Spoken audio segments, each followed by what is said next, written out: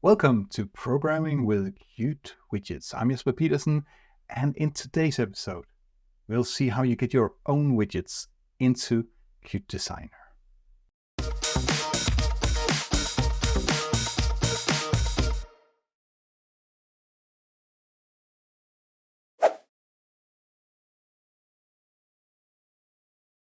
So what does own widget even mean?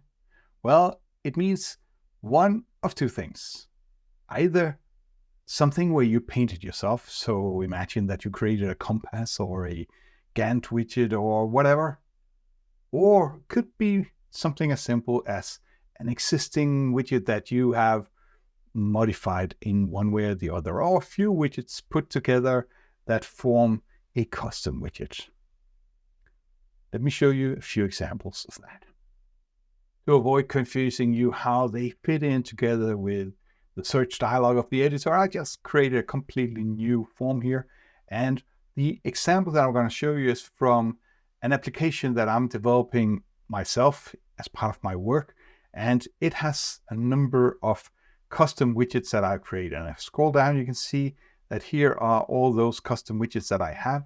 And let me just start out showing you this one here. That's a widget for configuring timelines. And so we have a project here that does this or that, and it's completely, I think it's been a while, custom drawn, but it might be something mixture of custom drawing and existing widget. Let me do L-Shift-R, and you can actually see the widget here in action. So within inside of my application, and I didn't compile, I just did the preview as it says up here. Within there, the widget is already alive, and I can see that this project foo is done by Till and Kelly, and Till will do 10 days here and Kelly will do 14 days. And this code that you see here is purely just stop data, but whenever it's being put to real action, a model will be connected to it that will feed it, and so on. So that's an example of something where I painted entirely. Let me show you a few other ones. A simple one up here in my month selector. This is a widget that looks like nothing really. And it is almost nothing. It's just a Q push button. But again, let me run it here. And if I click on it, it will bring up this selector of this month or last month or some month. And obviously, I could have just created a regular push button in here and then in my code connected this up. But I already had this facility of a button that when clicked, it will bring up something. And then that something will be passing the data and put back. So I have a custom widget for that too. I have another one that's a slightly more complex. That's this one here. So our projects, and again, I can run it and you can see our projects. We try to categorize them of what kind of projects they are. And in that setup, I already have something that is a tree view here. There is a line edit up here that I can type stuff into. And whenever I type, I can press, well, somehow the clear button wasn't set up, but oh well, maybe it's clear of these. No, oh, it was clear those slightly unfortunate API or user interface, but I'm sure whoever's using this, it's been a while also, they will know. A final one that I'd like to show you, I'm just looking over here just to remember what the final one is. It's called date button. A date button is, and again, let me just bringing up here. My date button is just bringing up this Q calendar widget where I can choose a date. And of course, it's not much different from this one here. But the thing that I want to show you about this date button here is that it can actually be configured. So if I click on my date button and I filter away here, my date button is a subclass of QObject, which is a subclass, or the superclass in this situation here is QWidget, and then we have QAbstract button, QPush button, and here is my date button. And my date button actually has the facility of me specifying over here a property which is what date do I want it to show. That's configured here now, already inside of the, it's not a preview, it's inside the widget here. And whenever the application starts up, it will have that value set. And also that might be, I don't know how that would otherwise come in, whether it would be the current date or whatever, read from a database. But the other one here is allow empty dates, which allows me to, whenever I run the application again, bring it up, I can actually say no date now. And the final one, just bring that up here, is, go away, is the date format. And the date format, you can look into the Qt documentation to see what that is, but it would be something like Y. That's the year, and who knows, colon. I'm inventing a new date format here. D. So that's the date, and then parenthesis M. Okay, M. There we are. So 23:20 OC. That is the 28th of August 2023. That's the format that I can specify up there. And let's go into the code for the date button to see how I made that possible.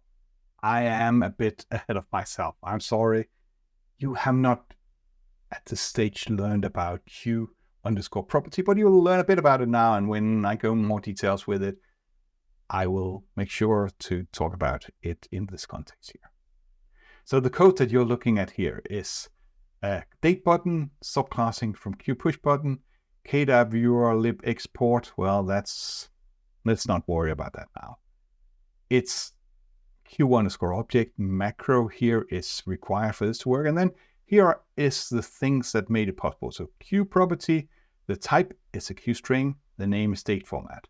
The type is a Q date, then the name is date, and the type is a bool here, and it's called allow empty date. Let's just go back over date format, date, allow empty date. Date format, date, allow empty date. And now you'll say, well, wait, what is all this stuff down here? Well, that's actually something that Qt will do for any string. So if I have another string text up here, you'll see that it also has translatable disambiguity and comments. That's stuff that you can add for translators of the application to be. They will see that in when they translate the application. Way later, I'll talk about translations of applications. So let's go down here again. Translatable, that's a checkbox here for Boolean. Date, that's the date editor here. Allow empty is a checkbox, and then date format is a QString. And going back over here, that's the QString, date, and Boolean. Now this Q_property is actually a macro, and the person, well, that's not a person, the thing that reads this is mock. We saw mock when we talked about signal slots, and we saw that it would read your header file and generate you a mock file with that content, and that's exactly what will happen here. So if I look at Q_property, you can see hashmark define Q_property. Well, not much going on here. So this is for mock. Mock will read it and say, okay, so I have something, a property that's called date format. It's a Q string, and whenever you inside of Qt Creator read this property, then this function here should be called. That's return a Q string down here. And if I try to set it, then this function should be called. And whenever it's changed, then this signal here will be emitted.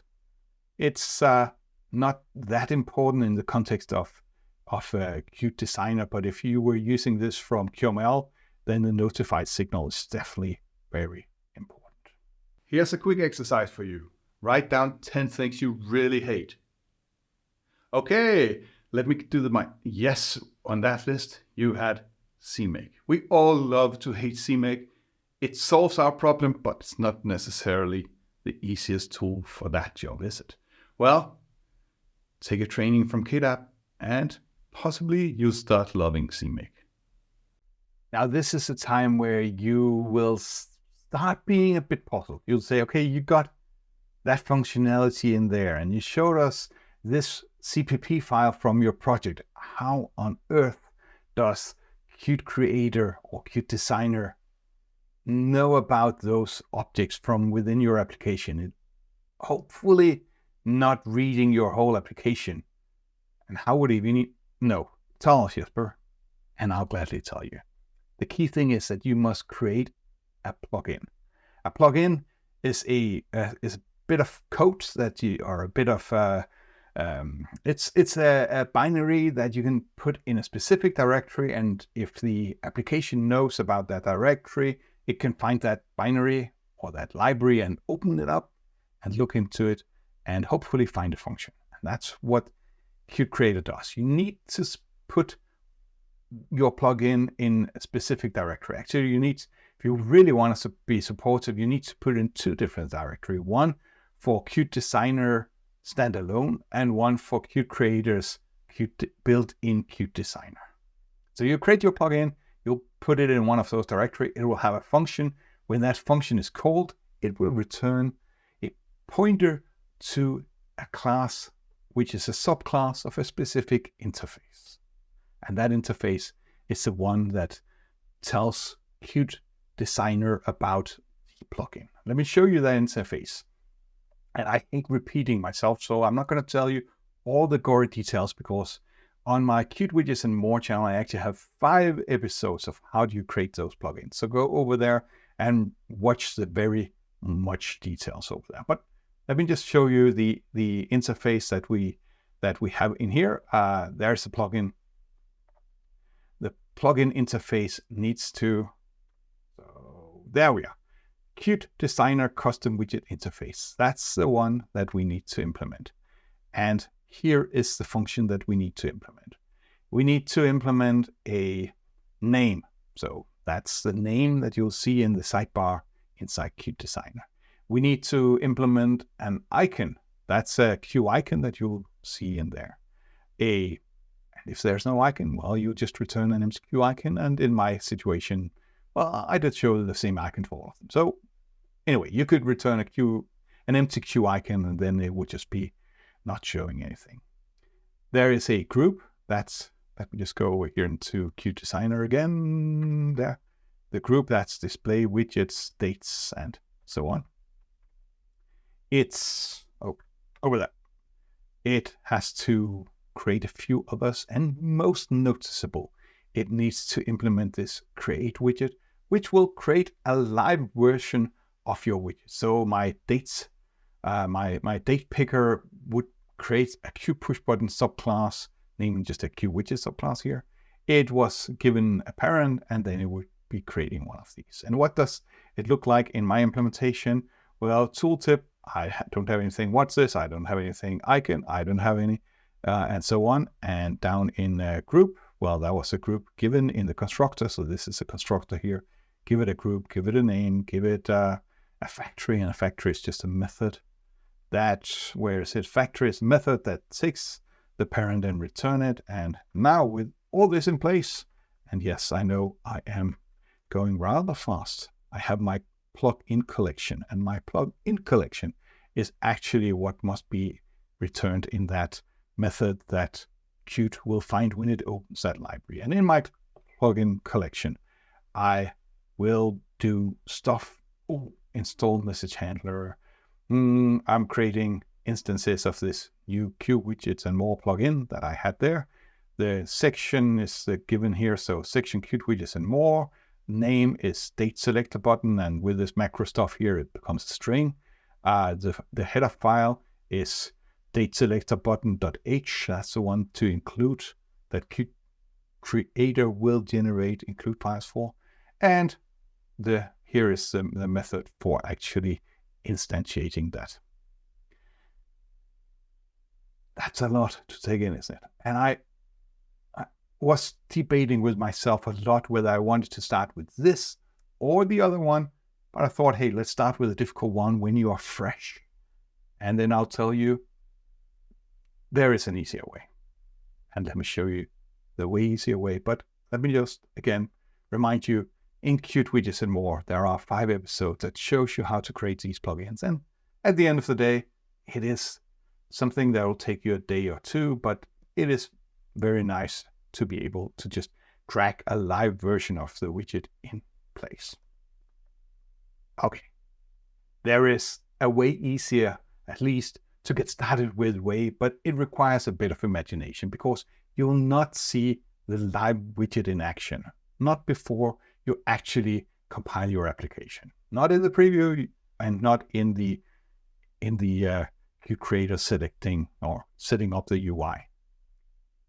Let me show you a bit of code here. I have a file selector class, and the file selector class is subclassing from Qt Widget, and it's basically, if we look at the constructor, we have a layout, we create a line edit, we create a tool button with the text ... and we put them together, and whenever the tool button is clicked, it will bring up, or it will call file selector choose file, which down here, choose file, is checking what mode we are in, and then based on that, it will call qfile dialog, get open file name, qfile dialog, get save file name, or get existing directory.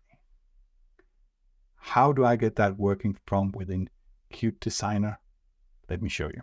I'll go to my UI file for search dialog. I don't know why I would want that in here, but I want you to see the code in action. Then I'll take something that is a super class of the right thing. So Qt Widget here would be a good one. So I'll drag the Qt Widget in here. It doesn't look all that much. If I do a review, you can't even see it because it's empty. But what I'll do now is I'll take that Qt Widget, I'll right click on it, and I will say promote to, and I need to fill out. What is the base class? That is Qt Widget. What is the promoted class name? And that is called file selector.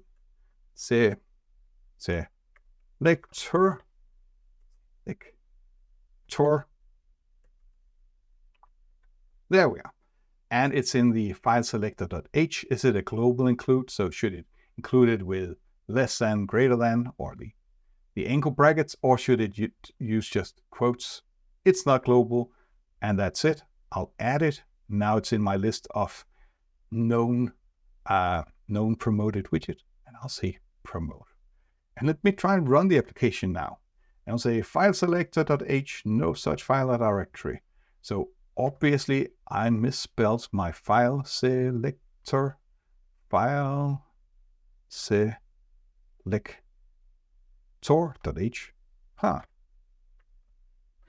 Did you notice the trick?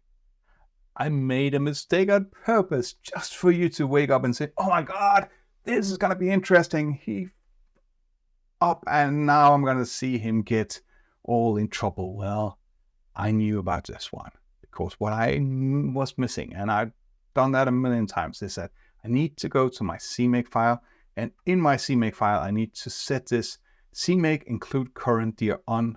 Otherwise, because I'm doing an out of source build, it will not be able to find that file. So now compiling and edit, search, and here you can see my line edit. And if I click on this one, then it'll allow me to choose a file here, and CMake already exists. Do you want to replace it? Okay, let's do that, because this version here was the one for finding a file to save to. Now the question is, how can I specify that the file should be for loading? This time it was only half for the drama that I did the because I actually needed to go and check up whether the idea I had would work. And the idea is, of course, I still would use the property. And if we go and look at the file selector.h, you can see it does have a Q_ property that we can use here. So I thought, hey, let me go and add a custom property, which is a facility over here. So in my property selector over here, I can say plus, and then I can say plus, that means create a new user-defined or custom property, and it's other. What's the name? Well, it was called mode. And what's the type? Yeah, that is a slightly more difficult one because it do not have my enum in there, of course. So I said, let me just try with an integer. How bad can it go? Okay, and then I actually tried with a string, but that didn't work out at all. So an integer, let's go with 0, because if I go over here into my file selector, I can see that this enum 0, 1, 2, so it should be choosing this one. I tried it out, obviously. Yes to all. Edit, search. I chose here and I chose this and did not work. Well, really? Let's go and look at the code here. The code, that's the file, the UI, that's the one. Here we can actually see that it does create my file selector, and on that it calls this set property mode. So set property, again, we'll talk much more about property later on, but set property with mode, that will set a custom property with qvariance 0 as an input, which I had hoped would then get a 0 into a property, and then when it found an enum, which say, well, it's an enum, I can cast that integer to an enum. But unfortunately, it didn't work. But just to show you that it does work that way, I tried also, and let me just do a undo here. Undo. Nope, wrong direction here. Undo now, you can see it's an integer, and further undo, it's an integer up there. And set mode, also an integer here. So over here, redo. No. Did I mess up my undo chain? Well, I'll redo it. I'll do it again. So it was in mode here, and now we need to cast this here, mode, and cast this one here, mode. Gotta love my C star cast. It's compiling and it's running, and now when I choose not load, search, I choose here and I select the file, say open, it will actually open it. And I know that you are now wondering whether I am telling you the truth, so let's go over here and change it to 2. That was the select directory, edit, search, and now it will not allow me to select a file. Obviously, this trick didn't work. Doesn't seem to be my day, does it? I will just like to show you what went wrong there. I went in here, I changed it. I need to ask you to have a look at this asterisk up here, which indicate whether it's dirty or not. I'll save it now. I'll go in here and I'll change. See, it's not dirty. Look up there. Look down here again. Change it to 1. It's not dirty. I'll press build. Now it got dirty, but that was after my build has completed. And actually it was, and when this dialog here came up. So, 2, and then escape to save it, and now it's dirty, and I'll run, and if that doesn't work, then I will retire, I swear. Edit, now it'll only choose directories. Okay, let that sink in for a bit of drama here, but that's really just to keep you awake and on your toes. Let's recap what we've seen. We saw that you could create the golden one, the plugins that you could drag in and they would work in the preview and everything, but that requires compiling it as a plugin. And that requires likely to take your application, make that into a library on its own so you can compile against those widgets, unless those widgets are entirely standalone. And for me, it definitely wasn't. But the whole story for that, 5 episodes in Qt Widgets and more, taking you through that. It has one additional problem that I didn't realize until I was done with the Qt Widgets and more episodes, namely that the version of the plugin needs to match that of Qt Creator, which I solved by compiling the plugin from within my Qt Creator. So I thought, hey, I'll take my SDK, I will compile my plugin together with my application. That means that my plugin will match my application, but it turned out that Qt Creator released with the SDK is not necessarily the same version of Qt, and therefore it will not load the plugin. So it's a bit doubtful whether it's worthwhile, but when you got it working and possibly compiling your own creator so that it will match, then it is actually very nice. And then there was the other way. The way that was slightly more complex to, well, it is more, it's easier actually. You simply just promote to a widget, you'll find a superclass. So if you're modifying a combo box, then you'll take combo box as a superclass in there, and then promote widget to and specify the widget that you actually have. And Qt Creator will then instantiate in the generated code exactly that widget. It does have the problem of how do you get to the properties, but that was actually a problem.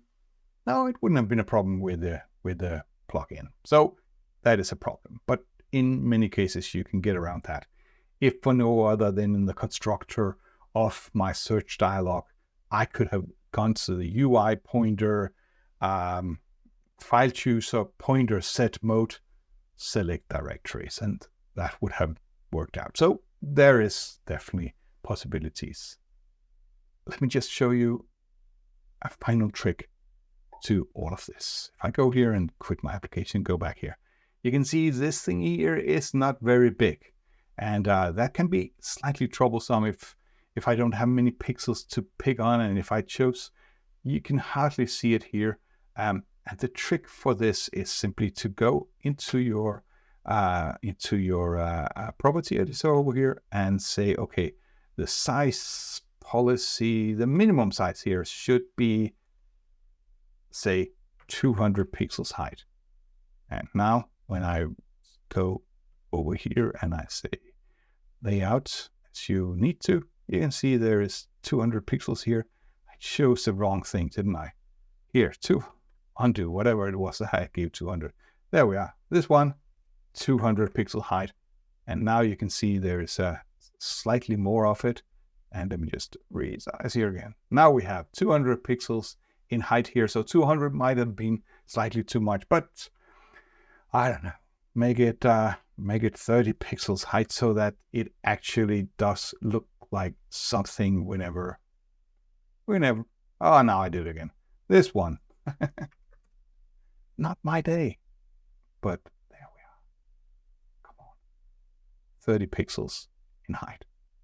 And let these be the final words in this episode here on creating your own custom widgets within Qt Designer. I'm Jesper Pedersen from QTopia, and despite all the dead ends that I managed to go into, I hope you enjoyed this episode. And until next time, have a great time.